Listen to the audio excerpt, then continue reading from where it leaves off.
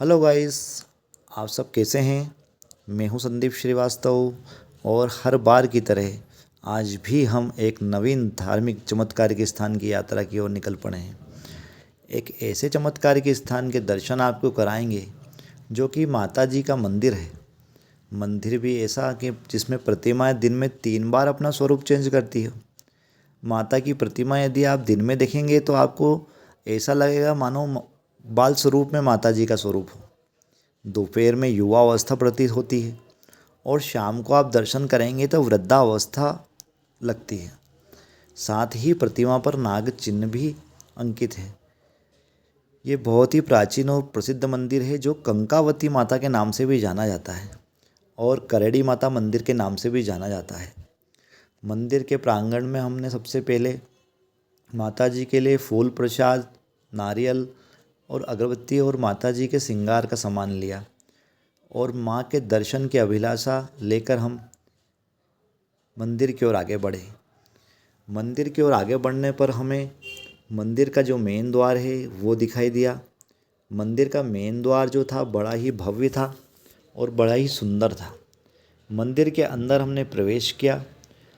मंदिर के अंदर ही प्रवेश करने पर वहाँ पर छोटे छोटे कुछ मंदिर भी दिखाई दिए जो कि बहुत ही प्राचीन काल की मूर्तियाँ उनमें दिखाई दी।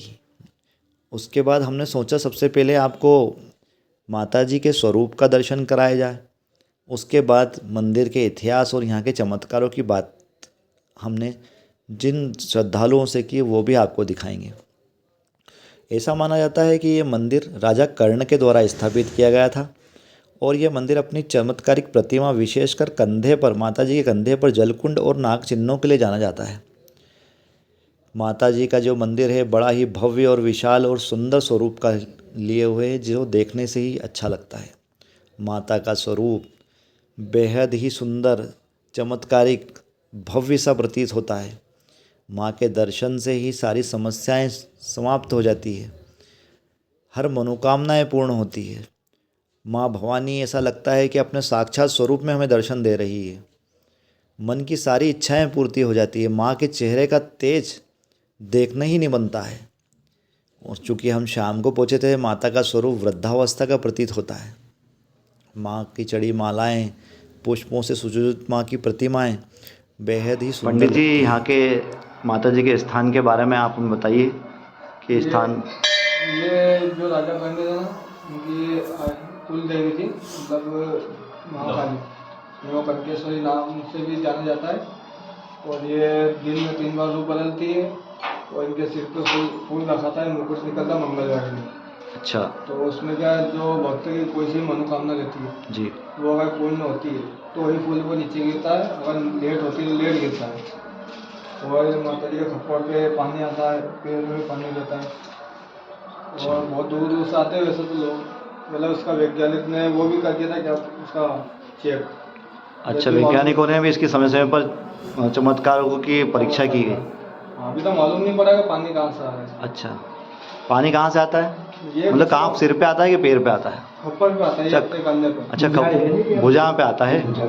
अच्छा अच्छा। और माता जी दिन में 3 बार रूप भी बदलती है ना?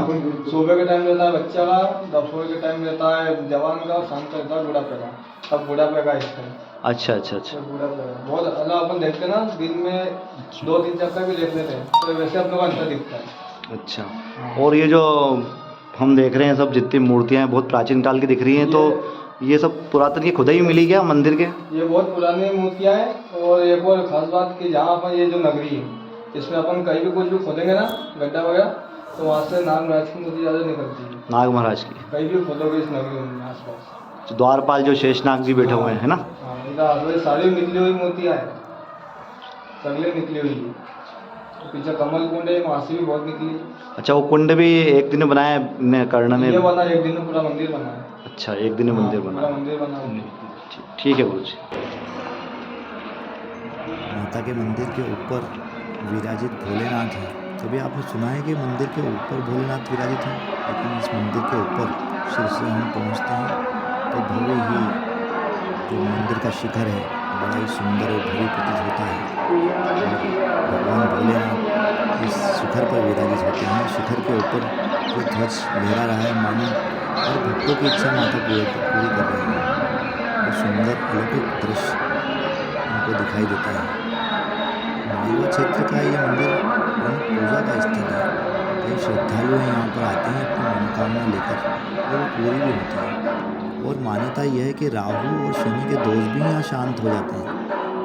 ऊपर का स्वरूप बड़ा ही अलौकिक है और आसपास हम जब देखते हैं तो मन को बहुत शांति अनुभव होती है। मंदिर का प्रांगण बहुत ही विशाल है, जहाँ आए दिन कार्यक्रम होते रहते हैं।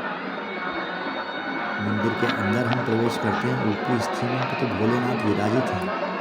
भोलेनाथ का शिवलिंग बड़ा ही सुशोभित होकर विराजित है। अंदर की तरफ भोलेनाथ विराजित है, बड़ा ही सुंदर स्वरूप है। श्री शिवाय नमस्तुभ्यं, श्री शिवाय नमस्तुभ्यं, श्री शिवाय नमस्तुभ्यं। बहुत ही सुंदर स्वरूप बाबा का। उसके बाद हम बाहर की तरफ से देखते हैं तो बहुत ही अलौकिक दृश्य है। मंदिर में माना जाता है कि महाभारत काल से भी इसका संबंध जुड़ा हुआ है। और मंदिर के प्रांगण में आप देखेंगे तो साक्षात शेषनाग जी द्वारपाल के रूप में स्थित हैं। हम थोड़ा आपको नज़दीक से दिखाते हैं कि मंदिर के जो द्वारपाल हैं स्वयं शेषनाग स्थित हैं।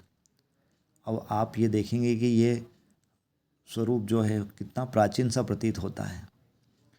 मंदिर की खुदाई में, और ऐसा माना जाता है कि यहाँ की जो नगर है ये, यहाँ की खुदाई में अनेक ही प्रतिमाएं हमको मिली हुई है, जो दिखने में बेहद ही पुरानी प्रतीत होती हैं, जिनका संबंध मध्य भारत कालीन से इतिहास से जुड़ा हुआ माना जाता है।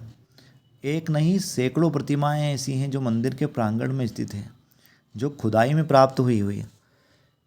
बाबा भोलेनाथ के शिवलिंग सब ये मंदिर की खुदाई में प्राप्त हुए हैं, जिनको देखने से ही ऐसा लगता है कि ये मंदिर बहुत ही प्राचीन है।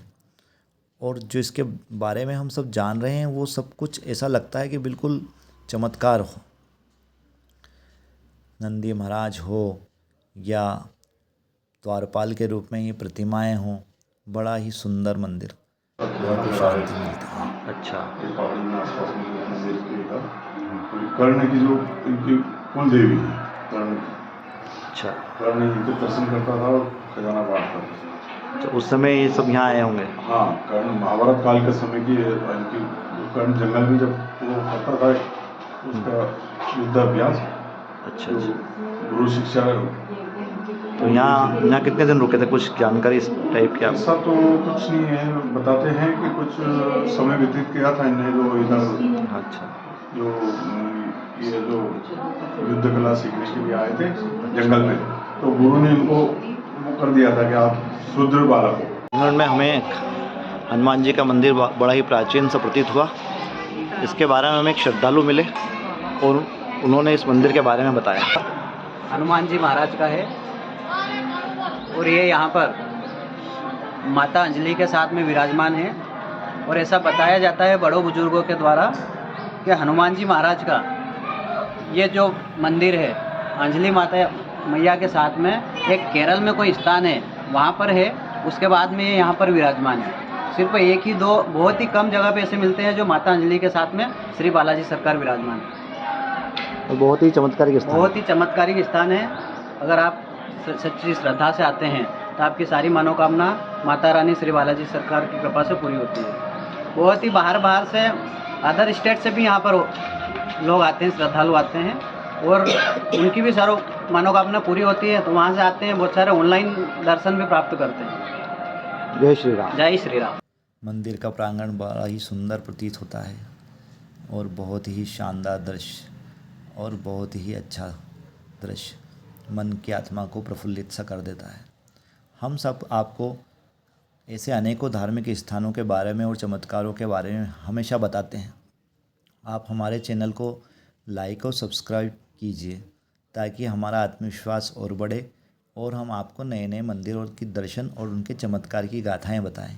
जाते जाते हमने सोचा कि एक बार और आपको दर्शन कराया जाए माता जी के।